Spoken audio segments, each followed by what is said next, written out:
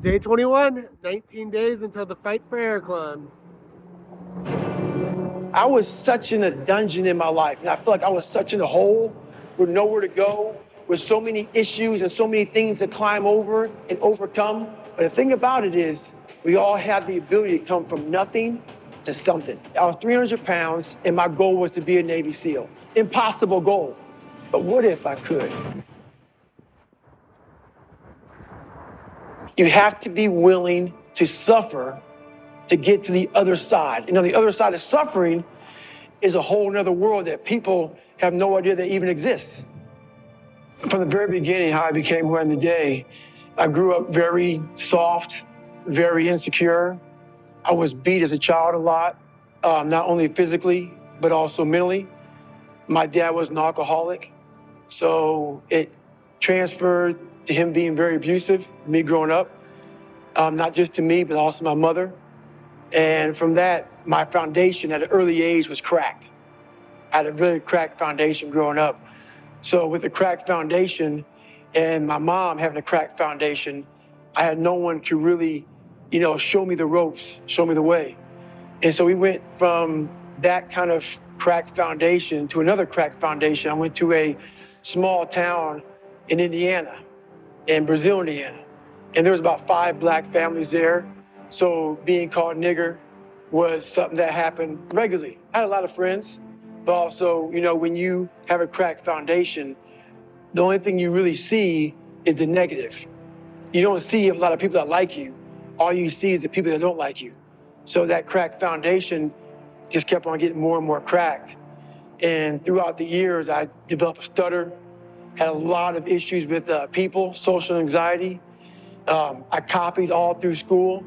I had learning disability, so I cheated a lot going through school. So my foundation continued to get cracked. And when you get to that point in your life and no one is there to really help you out, you have to figure some things out. So what made me who I am today is basically that cracked foundation and not liking it. So I had to learn how to mend that cracked foundation alone. And what happens is you have to really develop a lot of mental toughness. But to me, mental toughness wasn't enough. I had to really develop a calloused mind. So I had a victim mentality. I was a victim. Everybody messed my life up. My dad, society, my mom, whatever it may be, I was dealt a bad hand. And so it gives you a victim mentality. So I developed a way to get over the victim's mentality. And it was through callousing your mind. So I was literally callousing over the victim's mentality through outworking all my faults. So I developed a work ethic that became known as, what it is now. That's how I got this world toughest man. It's because I'm not the best person in the world. I'm not the smartest. I'm not anything. But I learned to outwork everybody around me. And that's how I got to where I'm at today. So I don't live a very glamorous life at all. I live very uncomfortable to a lot of people. It's not that I'm broke. It's not that I don't have the means to do it. It's like a boxer. A boxer may have a $4 million house, but before a big fight, he may go away to the mountains for about 2 months to train. Totally secluded, desolate world, may live on a cot, may live on the ground. What that boxer's doing is he's trying to form his mentality. He's trying to get that mentality to a very animalistic state. So when he goes inside that ring, his mentality is ready to do whatever it takes to win that boxing match. So what I realized from my foundation growing up was I had a very soft mind. And I live that way now, like that boxer training for that big fight. I live that way all the time. So I'm always sharpening my sword. And how I sharpen my sword is I have a mentality of my refrigerator is never full.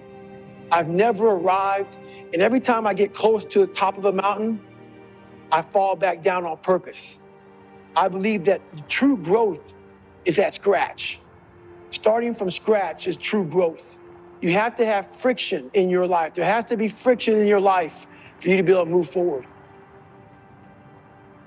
So many people call me the hardest man on the planet. I got to that point from having a never-ending work ethic So if you want anything in life, a lot of people, we live in a society right now where mediocrity is often rewarded. Like mediocrity is almost the standard. And for me, if you live that way, that's where you could be at. So let's say you have 10 people. You have 10 people and all of them are mediocre. And you beat those 10 people in a race or at work, whatever it may be, you're really still mediocre. What we do in life is we set our standards to everybody else. What we do in life is we look at what someone did before us. We look at a standard. I don't look at anybody's standard. I set my own standard. And how I became this, whatever people call the hardest man on the planet, is I literally set my own standards. I started to reinvent the wheel for myself. I didn't follow the crowd. Whatever the crowd was doing, I didn't follow them. I did what I had to do to get where I had to go. And in doing that, that's where true growth is finding yourself. I'm not trying to be like Michael Jordan or be like Tiger Woods or anybody else. I'm trying to be like David Goggins. And through that, you can find out what you're made of. And you are trying to conquer yourself. And that's how I got this title. My advice to people who are going through hard times, a lot of people know my story. I come from a very, very, very humble beginning. You have to be open with that. Like, for instance, social media. A lot of people are on social media, and what they do is they show you the best side of them. Everybody on social media, everybody out here in this world, if you have friends, everybody has two sides to them. We have the side that we want you to see, which is our best side. But we also have this side that we're not working on. The side we're not working on is that side that we want no one to see. Like on social media, everybody posts where they're going, I'm going here for vacation. This is me in the gym. This is me here. This is me here. What I do is I post my bad side. I let everybody know I'm this. I have to work on all these things. It's okay. So the first thing is you got to accept the fact that everybody judging you, you judging yourself, it is okay to be f***ed up. It's okay to not be exactly like everybody else. It's not, it's okay to not follow the crowd. So that's the one thing I would tell people is don't worry about what everybody else is doing. Worry about what you're doing. Focus on what you're doing, because everybody else out there, everybody judging you, they also have problems themselves. And that's when I realized myself. So I stopped comparing myself to everybody else, and I was comparing myself to me. I'm my own hero. I'm my own hero. I believe that a lot more people can relate to the struggle, a lot more than the success. People relate a lot more to that. I relate a lot more to a person who's the underdog. Most of us in this world are underdogs. There's very few of us out here who are the 1%ers. And those 1%ers are those people who are like the CEOs, these people who are like the best basketball, the best golfer. Very few people are there. It's those people who are at the very bottom in the middle who are trying to get there. It's all about work ethic. So everybody likes the underdog. That's why that whole Rocky story, everybody loves a Rocky story. But the thing about it is, to develop that Rocky story, you got to work your ass off. And not many people are going to do that part of it. That's the hard part about overcoming the odds, overcoming yourself, is you have to create a Rocky story. So why I like the Rocky film so much is when I was growing up, I didn't have much of a role model growing up. So in between my cheating and me ditching school and all these things, I got obsessed with people that I saw my life in their life. And I got obsessed with people who struggled, with people who were at the bottom of the daggone sewer. I got obsessed with watching these people, and I got obsessed with watching Rocky 1, round 14. And the reason why this specific round is, even to this day, I'm 43 years old. To this day, it puts chills in my body, is I can go back to where I was 10, 11, 12 years old, whenever the movie came out. And I remember my first time watching it. And I was watching round 14 of Rocky 1. And I'll never forget watching this guy who was Rocky, getting his butt kicked. Apollo Creed was just knocking him down, beating him up. And all he wanted to do was go the distance. And to a lot of people, this makes no sense to them. But for a kid who's looking for strength, who's looking for, like, is it possible? You're looking for, is it possible? Can I pull off the impossible? And me watching this film, that's what I saw. So it was a no-name boxer against the best boxer in the world, who's Apollo Creed. And I watched this guy in the ring, who was Rocky, just getting his butt kicked, falling down, getting up. In the 14th round, Apollo's like just killing this guy. But also Apollo's tired. He's extremely tired. But Apollo knocks him down in the 14th round for like the 30th time. And even Rocky's coach, Mickey, is telling Rocky to stay down. And Apollo turns around. He turns around, he thinks that he got this guy. He thinks he beat him. He thinks he finally took this guy out. This guy who's kept coming at him and coming at him and coming at him. Apollo Creed turns around, puts his arms in the air. He turns his back to Rocky, just assuming he's down. I got him. Everybody in the crowd saying, stay down, everybody. This guy is climbing the ropes to get back up. Totally destroyed, nothing left, but he found something. And this is the thing about it. He found something. And I watched this guy get up, and once he gets up, Apollo Creed turns around and sees this. And the look I saw, most people don't even see this.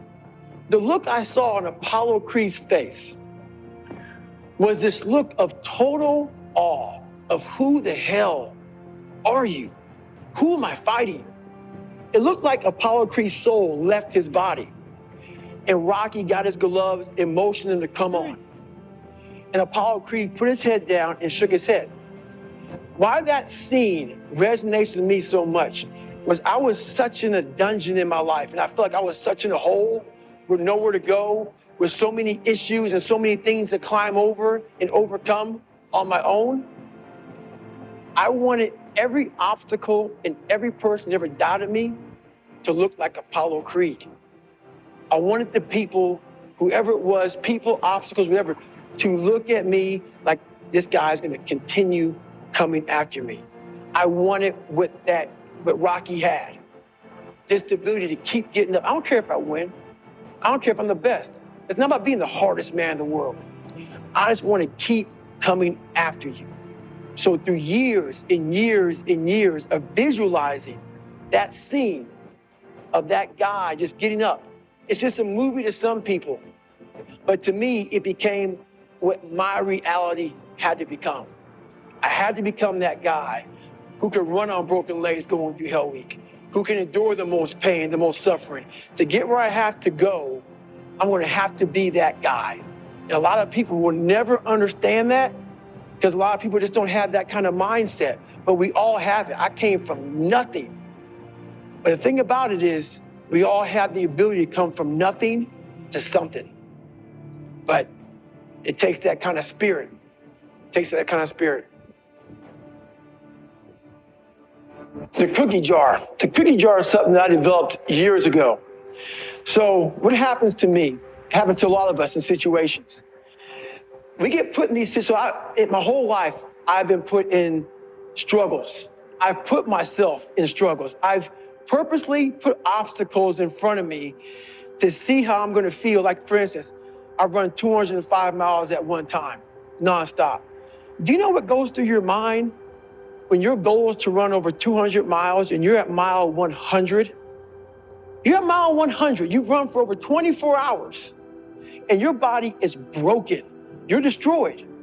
You have nothing left, but you have 100 plus more miles to go. How do you find more? So I developed this thing called the cookie jar. And the cookie jar is a reminder.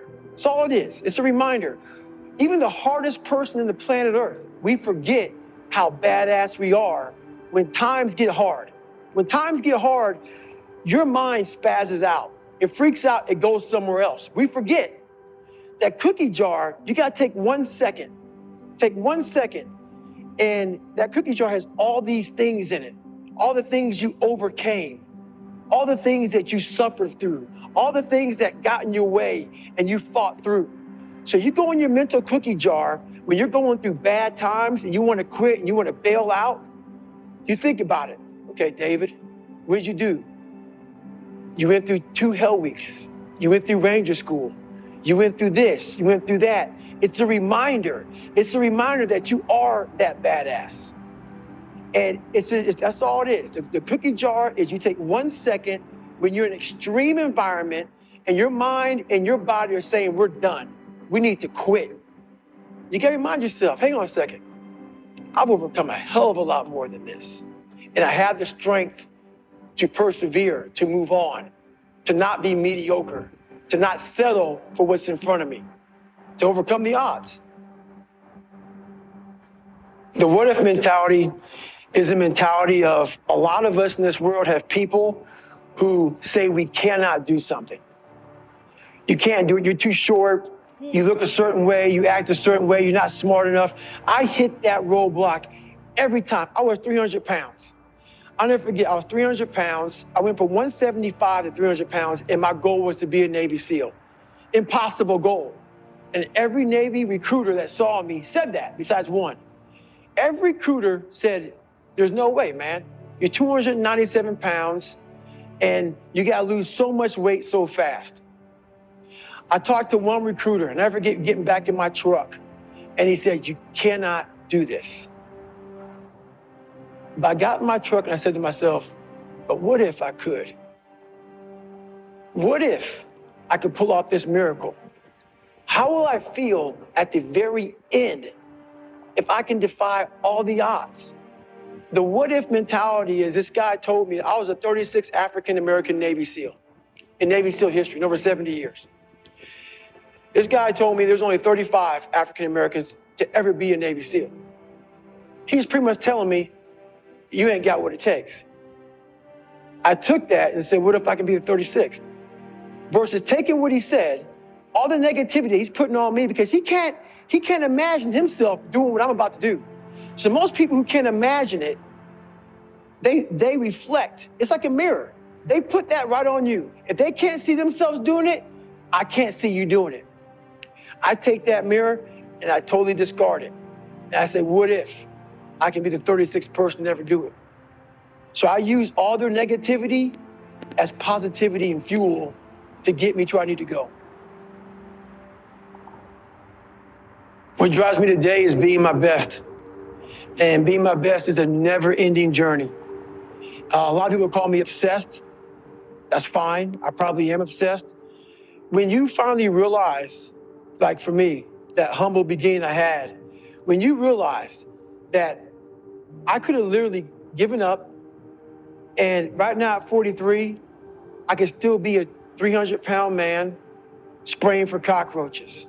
It's truly amazing that a lot of us walk this planet Earth being a fraction of what we're capable of being. I look back on when I was 24 years old, and that could have been my 100%. If I chose to take the path of least resistance, that could have been my 100%. Never knowing that in that 300-pound body, the kid who couldn't read, all this other stuff, 4th grade reading level, is now a person that's been through almost every special ops training in the world, has broke several records, and has continued to grow.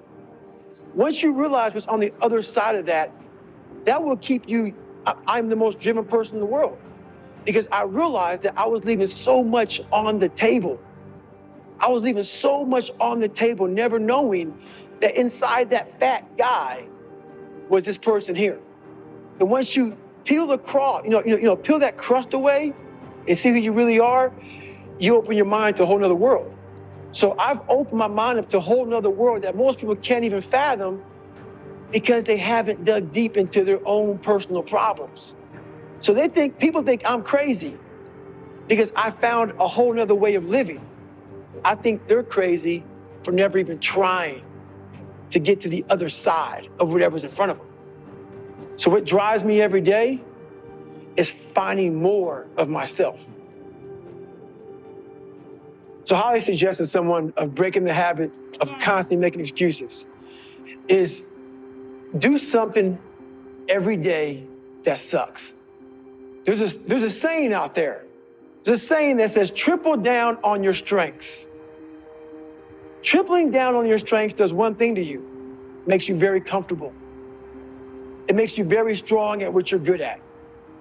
So why people have excuses is that's the world they live in. They live in a world where if they're good at running, all they do is run. If they're good at reading, all they do is read. So the excuse world comes up is because when the world, life, doesn't give a damn what you're good at, it's just gonna put challenges in front of you. So when that challenge comes up that you're not great at, the first thing the whole triple down on your strengths mentality does is it forces you to say, I'm not good at it, so I'm not gonna do it. Versus saying, I'm not good at it, I'm gonna be great at it. I'm gonna figure out, I'm gonna put the work. That's how you start to callous your mind. The excuses that we're making are just because we're not good at it. So it makes us feel insecure. It makes us feel a certain way. That's why I tell everybody, you cannot fix anything in life until you fix yourself. A lot of people out here give great, how many people do you know in your life that give great advice? They give the best advice on the planet Earth, but their life's all jacked up. No one looks inside themselves because what they see inside is ugly. It's ugly, it's full of lies, it's full of secrets, it's full of insecurities. Once you dive into that, you have no more excuses because you'll start ripping away those layers of insecurities. You know, the other end of those layers is exactly who you truly are. So do something every day that sucks. Get outside your comfort zone. Triple down on your weaknesses, not your strengths. That's how you grow. That's how you stop making excuses. So my book's coming out December 4th. It's called Can't Hurt Me.